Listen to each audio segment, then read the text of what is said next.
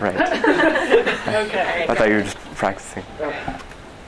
Hello, my name is Tom Yehl. I'm a Youth Apostles Seminarian for the Diocese of Arlington, studying at Catholic University Theological College. I'm in second theology, and I would like to thank Father Stuart Culkin and Msgr Kelly as two priests that inspired me to think about the priesthood and helped me in my discernment. Father Culkin was the priest that hired me. He was the pastor at St. Mark's when I was there as the youth minister. And he was a great pastor in many ways. I appreciated much his wisdom, as well as his care and concern for myself and for the youth of the parish and for all of the parishioners. I could tell just by being with him a little bit that he had a lot of concern for other people and put himself out there in serving the parish a lot. He was a quiet kind of pastor, but very wise and very quick to lend help when he could. And I went to him many times for assistance and judgment when I was working at St. Mark. One of the things that most inspired me about him was, unfortunately, my first year at St. Mark. He passed away from a heart attack, and it was a very sad moment for the parish. And yet at the same time, being at his wake and being at his funeral were in a different way inspiring for me, because I saw the witness that he had been to so many people.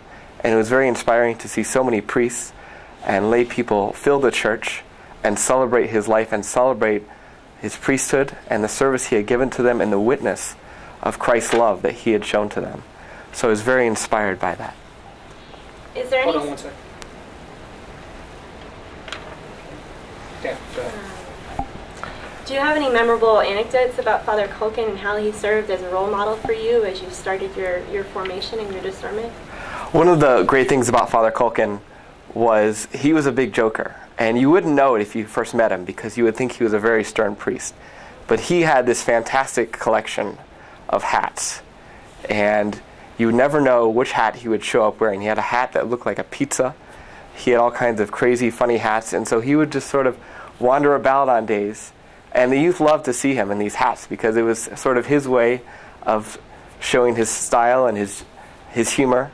And so what was immediately, first appeared to be a very stern pastor, was a very lighthearted man who really cared for his parishioners and wanted to show his personality to them and share little jokes with them along the way. And it was wonderful to see how the youth would get excited to see him in these hats and to see him around the parish. Even just working out in the garden, he had such a quiet way about him and a peaceful way about him, but it showed itself in everything he did in his faith and the joyful way he led the parish. And how do you see Father Culkin as an example for you and how you might minister for the youth in your vocation as a priest? Father Culkin actually started out his vocational discernment as a Christian brother, especially teaching at O'Connell High School here in the diocese. And so he always had this great love for young people, and he showed that as a pastor in the way that he always hired good youth ministers and hired 2 full-time youth ministers, which was quite an oddity, I guess, back in the mid-90s to have 2 full-time youth ministers working in a parish. But he put a lot of trust in his youth ministers and went to great extents to make sure they had the resources they needed and to encourage us and challenge us to better serve the youth of the parish and make sure that the youth were being witnessed to about the faith and about Jesus Christ. And you also wanted to talk a little bit about Father Kelly, I understand, who also passed away. Mm-hmm. Why is it that you feel that he is a role model or a mentor for you? Msgr Kelly was another priest in my life. Prior to going to work at St. Mark's, when I was in college, I met Msgr Kelly, and he'd been the campus minister at St. Mark's for he'd been the campus minister at William and Mary for a number of years. And Msgr Kelly would come down and visit with the college students there and just be among us. And it was incredible to see his joy and his faith in Christ, and it just was imbued in everything he did. So he would often take us out for one-on-one conversations and things like that. He loved to play racquetball, and so he would take a student or two to play racquetball with him. And it was wonderful just to see him kind of standing in the racquetball court. And he had this way of just making the ball come to him wherever he was. But at the same time, we'd be in this intense game of racquetball, and the conversation would just be so filled with things about Christ and about life and about the way we are called to live our lives. So it was just inspiring, even playing a game of racquetball.